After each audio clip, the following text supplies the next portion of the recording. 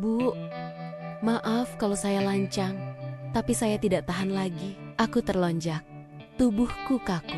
Tengah malam, di kamar, dan yang berdiri di depan pintu adalah supir pribadiku sendiri, Giselle, wanita cantik berusia 32 tahun. Dari luar, terlihat punya kehidupan yang sempurna. Suaminya, Jati, 39 tahun, seorang anggota DPRD yang cukup berpengaruh di kotanya. Rumah mewah, mobil mewah, berlian berkilau, semua orang mengira Giselle adalah wanita paling beruntung. Tapi kenyataannya, semua itu tidak membuatnya bahagia. Jati terlalu sibuk dengan urusan politik dan ambisinya. Pagi-pagi sudah rapat, malam pulang larut, bahkan sering berhari-hari keluar kota. Rumah megah itu bagi Giselle terasa dingin, tanpa kehangatan cinta seorang suami. Kesepian itu membuat Giselle mencari pelarian. Ia tenggelam dalam dunia sosialita. Siang arisan, sore nongkrong di kafe, malam berpesta dengan teman-temannya. Dugem sudah jadi bagian dari rutinitasnya. Lampu diskotik, dentuman musik keras, dan minuman beralkohol jadi pelarian sesaat dari kesepiannya.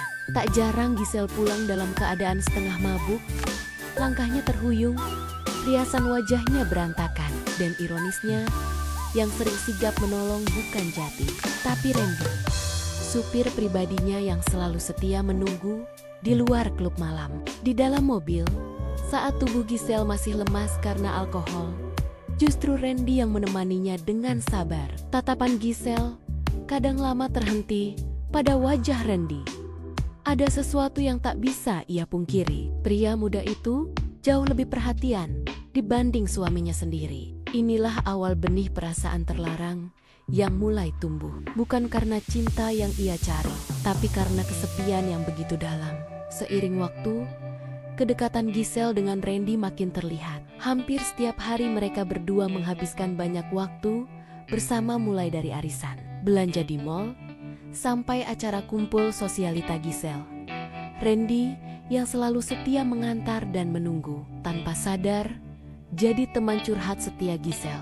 Di balik gaya hidup glamor dan mewahnya, Giselle sering merasa kosong. Ia kerap pulang larut malam, bahkan kadang dalam keadaan mabuk setelah dugem bersama teman-temannya. Dalam momen itu, Randy-lah yang selalu ada, memastikan majikannya tetap aman sampai ke rumah. "Kalau nggak ada kamu, Ren, mungkin aku udah berantakan," ucap Giselle suatu malam ketika Randy mengantarnya pulang dengan kondisi setengah sadar. Randy hanya tersenyum kecil, menahan perasaan yang sudah lama ia simpan. "Saya cuma melakukan kewajiban, Bu," jawabnya pelan. Namun di dalam hati, Randy tahu ada sesuatu yang lebih dari sekadar kewajiban. Dan Giselle pun mulai merasakan perhatian itu. Berbeda jauh dengan Jati, suaminya, yang sibuk mengejar ambisi politiknya. Semakin sering mereka bersama, batas antara majikan dan sopir perlahan memudar. Ada tatapan-tatapan yang tersimpan lebih lama dari biasanya. Ada senyum-senyum yang terasa bukan lagi sekadar basa-basi. Keduanya seperti berada di tepi jurang, hanya menunggu waktu sebelum salah satu dari mereka melangkah terlalu jauh. Hari-hari berjalan seperti biasa. Jati makin sibuk dengan urusan politiknya, sementara Giselle makin tenggelam dalam dunia sosialitanya. Tapi di sela-sela semua itu, ada satu hal yang terus berkembang, kedekatannya dengan Randy. Awalnya sederhana, obrolan ringan di mobil, tawa kecil saat terjebak macet, atau sekadar saling berbagi makanan cepat saji di parkiran. Tapi semakin lama, obrolan itu makin dalam. Mereka mulai saling curhat tentang kehidupan pribadi. "Ren, kamu nggak pernah capek ya kerja begini tiap hari? Kayak nggak ada waktu buat diri sendiri?" tanya Giselle sambil menatap kaca mobil. Randy tersenyum, lalu melirik sebentar. "Capek sih, Bu, tapi entah kenapa, kalau sama ibu, rasanya nggak masalah, justru jadi semangat." Kalimat itu membuat Giselle terdiam, pipinya hangat. Meski ia mencoba menyembunyikan perasaannya, ada sesuatu di hati kecilnya yang bergetar. Di sisi lain, Randy mulai berani menunjukkan perhatian lebih. Misalnya, membawakan jaket saat Giselle kedinginan, atau menawarkan payung sebelum Giselle sempat memintanya. Hal-hal kecil yang justru tidak pernah ia dapatkan dari Jati. Suatu sore, setelah arisan, Giselle duduk di kursi belakang mobil. Ia menatap Randy lewat kaca spion, lalu tersenyum tipis. Kadang aku heran, Ren. Kamu ini supir? Atau malaikat penjaga sih? Selalu ada buat aku. Randy menahan degup jantungnya. Kalau boleh jujur, Bu, mungkin saya cuma ingin ibu bahagia. Ucapan itu seolah membuat udara di dalam mobil menegang. Tatapan mereka bertemu sejenak. Ada rasa yang tidak terucapkan, tapi jelas terasa. Malam itu, Giselle sulit tidur. Pikirannya dipenuhi oleh perhatian Randy. Bukan lagi sekadar sopir, tapi seorang pria yang hadir saat dirinya paling butuh ditemani. Dan tanpa sadar, hatinya mulai goyah. Sejak obrolan di mobil tempo hari, suasana antara Giselle dan Randy terasa berbeda. Ada semacam chemistry yang tidak bisa mereka tolak. Giselle sadar, tapi pura-pura tidak peduli. Namun, jauh di dalam hatinya, ia justru ingin menguji batas. Suatu malam, Giselle pulang lebih larut dari biasanya. Setelah dugem bersama teman-temannya, aroma parfum bercampur dengan sisa alkohol masih melekat di tubuhnya. Randy, seperti biasa, setia menjemput dan mengantarnya pulang. Di perjalanan, Giselle bersandar di kursi mobil sambil memainkan rambutnya. Ren, panggilnya pelan. Iya, Bu, jawab Randy sambil tetap fokus menyetir. Kalau aku pulang dalam keadaan kayak gini, kamu nggak jijik kan? Bau alkohol, make up luntur. Giselle terkekeh kecil. Randy melirik sebentar melalui kaca spion.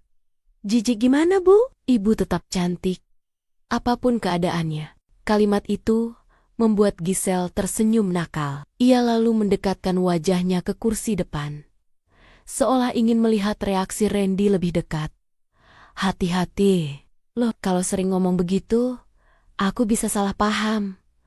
Randy terdiam, menggenggam setir lebih erat. Ia mencoba menahan diri, tapi wajahnya jelas menunjukkan rasa gugup bercampur tergoda. Sesampainya di rumah, Giselle tidak langsung masuk. Ia berdiri di depan pintu, lalu menoleh ke arah Randy yang masih berdiri di samping mobil. Ren, suaranya lirih tapi tajam. Kamu kok perhatian banget sih sama aku? Jangan-jangan kamu ada maunya ya? Randy tercekat.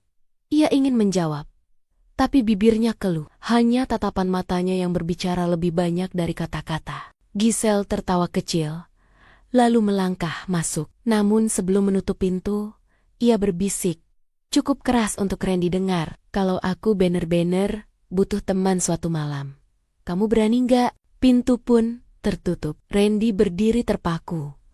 Jantungnya berdegup kencang. Malam itu, ia tidak bisa tidur. Kata-kata Giselle terus terngiang di kepalanya. Sementara di balik pintu kamar, Giselle tersenyum tipis. Ia tahu, permainan ini baru saja dimulai. Malam itu, langit Jakarta seolah marah.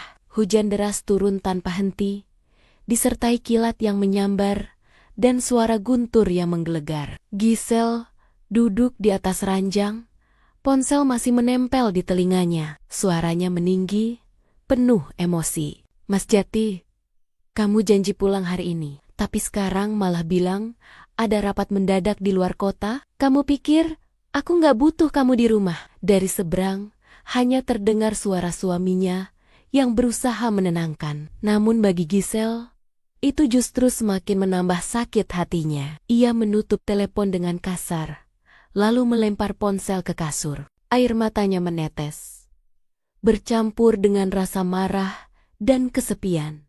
Ia menatap jendela kamar. Hujan turun semakin deras. Suasana rumah besar itu mendadak terasa dingin dan mencekam. Di ruang tengah, Randy yang sedang duduk di sofa bisa mendengar suara Giselle yang keras saat marah di telepon. Hatinya resah. Ia tahu majikannya sedang terluka. Ketika kilatan petir menyambar dan aliran listrik tiba-tiba padam, suasana rumah makin gelap. Tanpa pikir panjang, Randy beranjak menuju kamar Giselle. Pintu kamar terbuka perlahan. Giselle, yang sedang duduk memeluk lututnya terkejut. "Ren, kamu ngapain masuk ke kamar saya malam-malam begini?" Suaranya terdengar marah. Tapi di balik itu, ada getar ketakutan.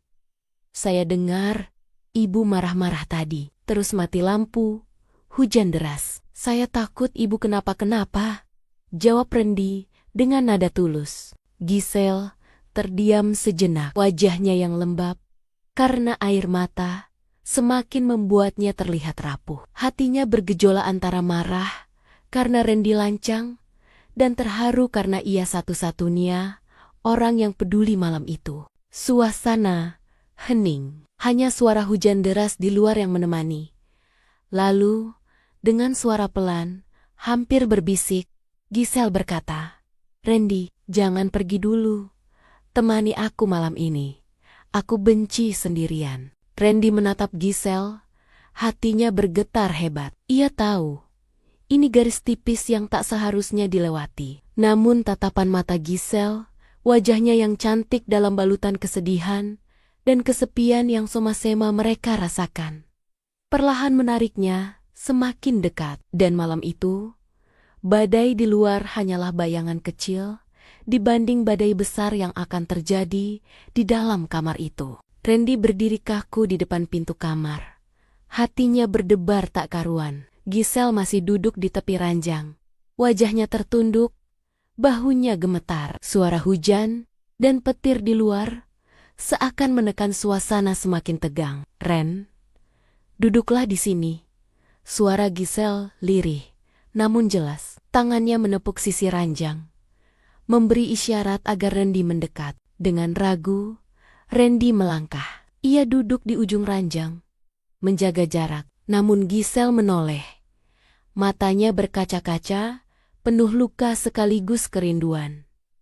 "Kamu tahu nggak, aku capek, Ren. Capek terus menunggu suami yang nggak pernah ada di sampingku." Randy menelan ludah, menahan gejolak di dadanya. "Saya mengerti, Bu."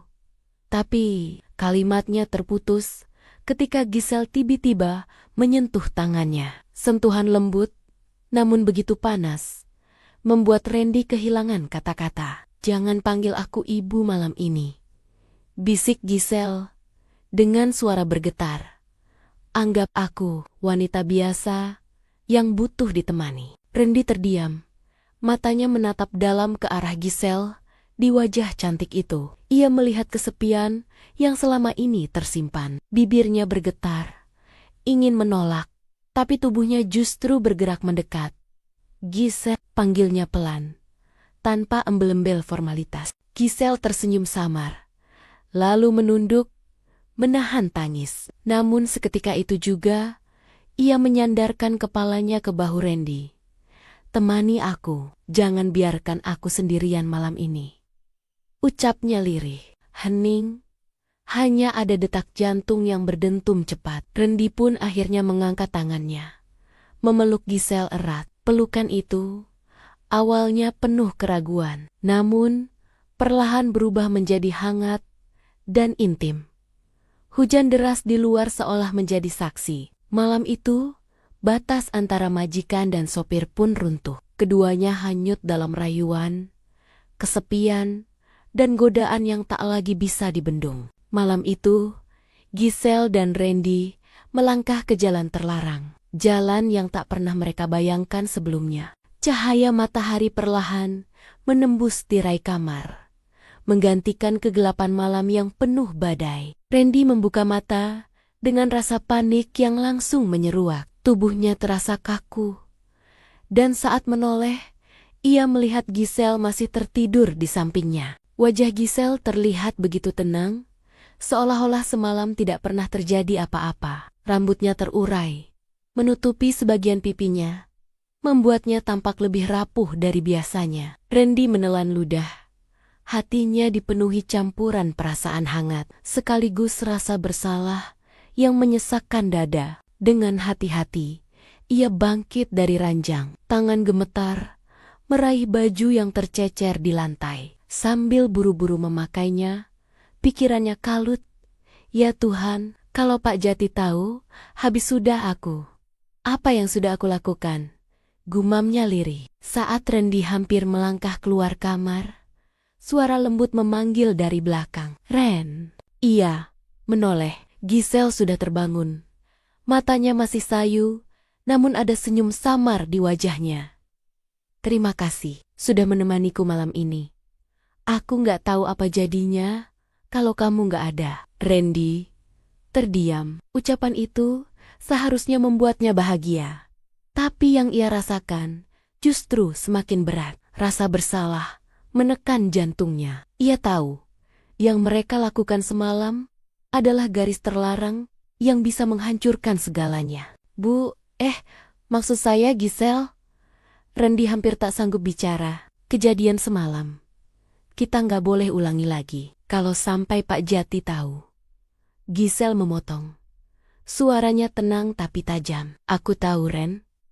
Tapi aku benar-benar merasa hidup lagi semalam. Keduanya terdiam. Hanya suara jam dinding yang terdengar jelas. Randy merasa bimbang antara rasa cintanya yang mulai tumbuh untuk Giselle atau rasa takut kehilangan segalanya jika rahasia ini terbongkar. Dengan langkah berat, Randy akhirnya keluar dari kamar, meninggalkan Giselle yang masih duduk di ranjang, memeluk dirinya sendiri. Dan pagi itu, meski badai sudah reda, badai yang lebih besar justru baru saja lahir di hati mereka berdua. Dan begitulah, pagi itu Randy meninggalkan kamar Giselle dengan hati yang berat. Semalam, mereka sudah melewati batas, terjebak dalam godaan yang seharusnya tidak pernah terjadi. Randy dihantui rasa bersalah, takut rahasia itu terbongkar. Sementara Giselle justru merasa hidupnya kembali, berarti setelah ditemani sosok yang bukan suaminya. Lalu pertanyaannya, bagaimana kalau suatu hari Pak Jati mengetahui semua ini? Apakah Giselle akan memilih terus melanjutkan hubungan terlarang dengan Randy atau justru menghentikannya demi menyelamatkan rumah tangganya? Menurut kalian, apa yang harus dilakukan Giselle dan Randy? Tulis pendapat kalian di kolom komentar bro. Jangan lupa like, subscribe, dan share, biar kalian gak ketinggalan kelanjutan kisah nyata penuh drama berikutnya. Karena di episode selanjutnya, rahasia mereka semakin sulit untuk disembunyikan.